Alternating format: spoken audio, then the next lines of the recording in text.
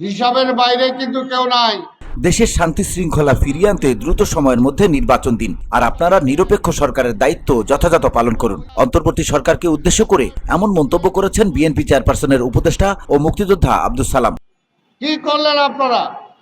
একটাই ছিল, আজকে পরিষ্কার যেটা ছিল যে আপনারা একটা নির্বাচিত সরকারের কাছে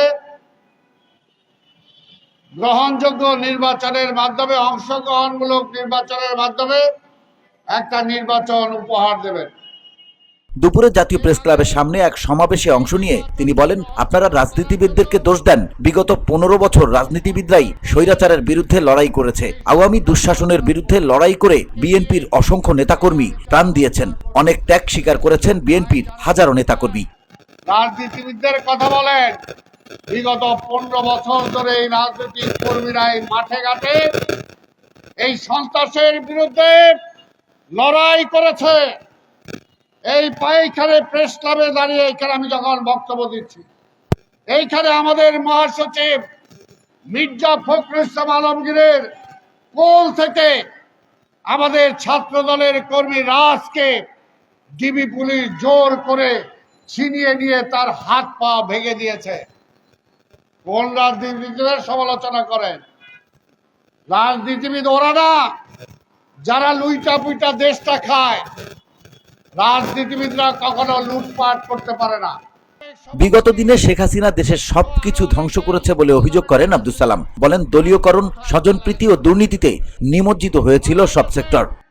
দেশটাকে চোরের দেশ বানাইছিল শেখ হাসিনা, মিথ্যাবাদীর দেশ বানাইছিল, লুটেরাদের দেশ বানাইছিল, মাফিয়াদের দেশ বানাইছিল। যে দেশে বাইতুল মোকাররমের খতিবও পালাইতে হয়, যে দেশে পুলিশের আইজিও পালাইতে হয়, যে দেশে সংবাদপত্রের সম্পাদককেও পালাইতে হয়, যে দেশে প্রেস ক্লাবের সভাপতিকেও পালাইতে হয়। দেশটাকে দলীয়করণের কোন পর্যায়ে নিয়ে গিয়েছিলেন?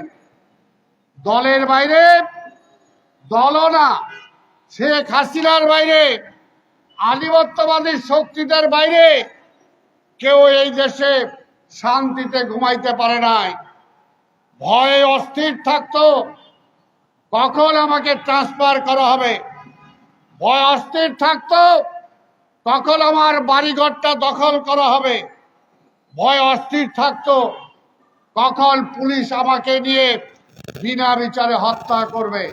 এই বিএনপি নেতা বলেন, নিত্যপণ্যের দাম প্রতিনিয়তই বাড়ছে, নিয়ন্ত্রণ করতে পারছে না সরকার। এতে সাধারণ মানুষের নাভিশ্বাস। দ্রব্যমূল্য নিয়ন্ত্রণে সরকারকে কার্যকর ব্যবস্থা নেওয়ার আহ্বান জানান তিনি। বিনা নির্বাচনে জোর করে ক্ষমতায় ছিল, তাকে হটানোর জন্যই, জনগণের নির্বাচিত সরকারের জন্যই আমরা লড়াই করেছি, রক্ত দিয়েছি। আমাদের ভাইরা গুম হয়েছে, কিন্তু সেই নির্বাচনের দিকে আপনার খেয়াল নাই। এর আগে সনাতন ধর্মাবলম্বীদের সরস্বতী পূজা উপলক্ষে রাজধানীর মোহাম্মদপুর কেন্দ্রীয় কলেজ প্রাঙ্গণ পূজা মণ্ডপ পরিদর্শনে যান আব্দুস সালাম। সেখানে পূজার সার্বিক পরিস্থিতির খোঁজ খবর নেন তিনি। বলেন, আবহমান কাল ধরে বাংলাদেশে হিন্দু মুসলিম মিলেমিশে বসবাস করে আসছে। বাংলাদেশ সাম্প্রদায়িক সম্প্রীতির দেশ উল্লেখ করে এই বিএনপি নেতা বলেন, ধর্ম যার যার, উৎসব সবার।